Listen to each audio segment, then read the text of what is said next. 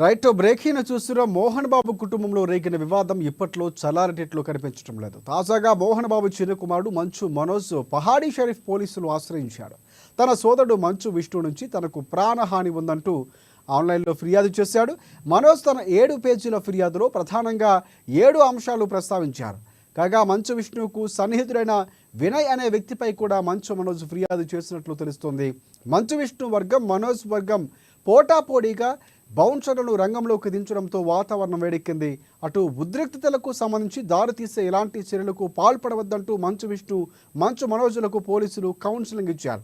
ఇంతలోనే మళ్ళీ మంచు మనోజ్ పోలీసులను ఆశ్రయించడంతో మళ్ళీ వివాదం చెలరేగినట్లయింది.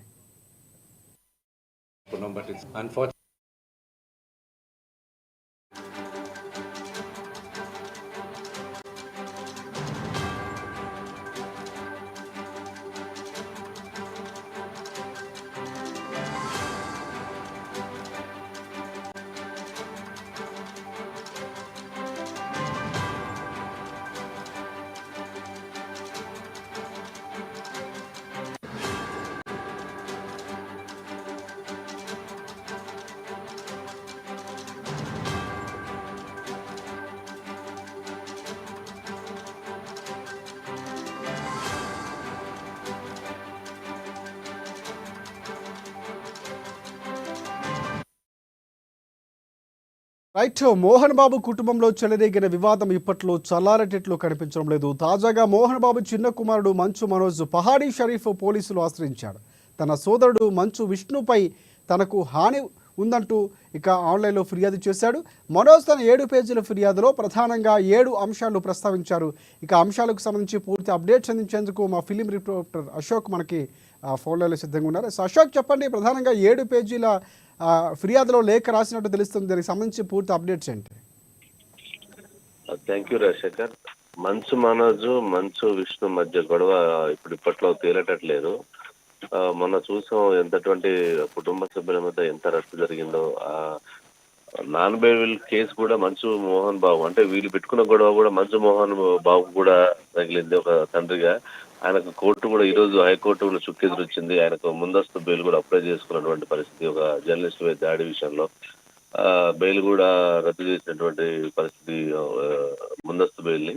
సో ఇటువంటి సమయంలో అన్నదమ్ములు కూడా మొన్ననే పహాడీ షరీఫ్ పోలీసులకు కూడా 1 లక్ష రూపాయలు పూచికత్తుతో కూడా ఒక బాండ్ సమర్పించారు. మేము ఎటువంటి గొడవలకు పాల్పడము, ఎటువంటి లీగల్ యాక్టివిటీస్ పాల్పడము, అలాగే గొడవలకు దారితీయము, శాంతి భద్రతలకు ఎక్కడ కూడా అఘాతం కలిగించామని చెప్పేసి డైరెక్ట్ గా వెళ్ళి కమిషనర్ కలిసిన సందర్భంలో. అయితే ఇది ఇట్లుండి జనాలు మర్చిపోయేలోపే మళ్ళీ మంచు మనోజ్ చేశారు. తన అన్న వల్ల ప్రాణహాని ఉంది, నాకు రక్షణ కల్పించాలి, నన్ను ఇబ్బంది పెట్టే ప్రయత్నం చేస్తున్నాడు, గతంలో ఎప్పుడెప్పుడు అతనిపై దాడులు చేశాడు, ఏ విషయంలో దాడులు చేశాడు, కుటుంబ సభ్యులకు అతను కావాల్సిన ఏ విధంగా ఏమార్స్తూ నా మీద చేస్తున్నాడు, ఇవన్నీ అభియోగాలన్నీ చేరుస్తూ నాకు హాని ఉంది, మంచు విష్ణు కావాలని నన్ను టార్గెట్ చేస్తున్నాడు, ఆ తమ్ముడుగా అనేక సార్లు దాడులు చేశారు, దానికి సంబంధించిన వీడియోలు కూడా కావాలంటే యూట్యూబ్స్ లో వాటిలో కూడా ఉంది, చూసుకోవచ్చు అని కూడా పోలీసులకు దాంట్లో వివరణ ఇచ్చింది. అంటే అన్నదమ్ముల మధ్య ఉన్నటువంటి ఇష్యూస్ పోలీసులు ఎప్పుడైతే వాళ్ళ ముందు చెప్పినప్పటికీ, కొన్ని సినీ పెద్దలకు సంబంధించిన కొంతమంది కుటుంబ సభ్యులు కూడా వాళ్ళు రాజీ కుదిర్చినప్పటికీ అది తాత్కాలికంగా తేలిపోయింది. ఒకరినొకరు దూషించుకునే పరిస్థితి, ఒకరు కేసులు పెట్టుకునే పరిస్థితి దాటిపోయి మళ్ళీ ఈరోజు ఆన్లైన్ లో కూడా సోషల్ మీడియా ద్వారా పోలీసులకు ఫిర్యాదు చేయడానికి చూస్తుంటే ఈ పరిస్థితి ఇంకా మరింత తీవ్రంగా ఉండేటువంటి అవకాశం ఉంది. దీనికి పరిష్కారం మోహన్ బాబు చెప్పాల్సినటువంటి పరిస్థితి వచ్చింది. అన్నదమ్ముల విషయం మాత్రం ఇప్పటికిప్పుడు అంటే చెక్ పడేటువంటి అవకాశం కల్పించట్లేదు రాజశేఖర్. రైట్, అంటే ఫిర్యాదులో 7 అంశాలు ప్రస్తావించినట్టు తెలుస్తుంది. అంటే పోలీసులు చెప్పినా కూడా మళ్ళీ ఫిర్యాదు చేయటం వెనుక ఆంతర్యం ఏంటి? ప్రధానంగా 7 అంశాలు ఏంటి మనకు తెలుస్తున్నాయి ఫిర్యాదులు ఉన్నవి?